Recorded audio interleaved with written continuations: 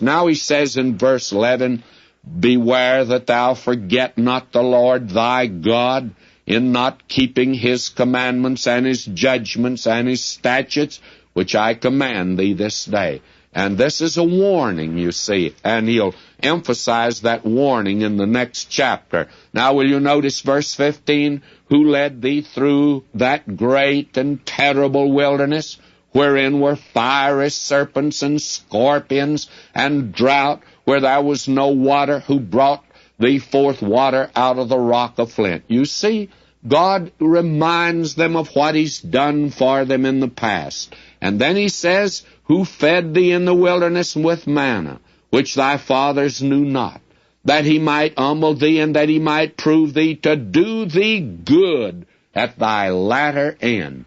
And God has promised to bring this nation as the leading nation into the millennium that's into the future. Now, God has not promised the church that, friends. Don't appropriate that for yourself. The Lord Jesus said, I've gone to prepare a place for you, and if I go and prepare a place for you, I'm going to come and take you to myself.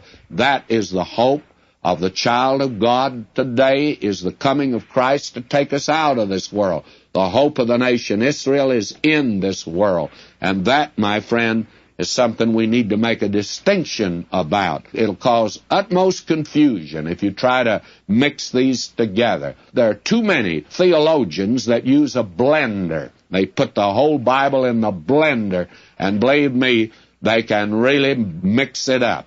And when you got it mixed up, you can't tell what's in there. No wonder we have so much confusion. Now, verse 17, and thou say in thine heart, my power and the might of mine hand hath gotten me this wealth, but thou shalt remember the Lord thy God, for it is he that giveth thee power to get wealth, that he may establish his covenant, which he sware unto thy fathers, as it is this day. When that nation is in that land and being prospered, you know they're obeying God. And if they're not being prospered in that land, they're not obeying God. Look at them today. You make your own decision.